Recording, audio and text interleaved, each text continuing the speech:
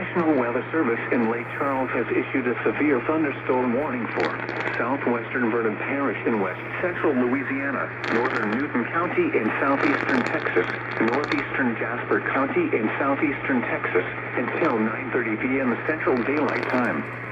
At 8:55 p.m. Central Daylight Time, severe thunderstorms were located along a line extending from 6 miles southwest of Milano to 7 miles northwest of Mayflower, moving southwest at 30 miles per hour. Hazard, 60 miles per hour wind gusts.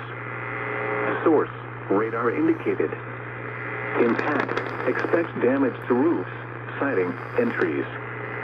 Locations impacted include Jasper, Newton, Toledo Bend Dam, Ebenezer, Burkeville, New Lano, Brownell, Farsville, Burferi, Mayflower, Jamestown, Harrisburg, Stringtown, Sam Rayburn Dam, Weirgate, and Evans. For your protection, move to an interior room on the lowest floor of a building. Large hail, damaging wind, and continuous cloud-to-ground lightning are occurring with these storms. Move indoors immediately. Lightning is one of nature's leading killers.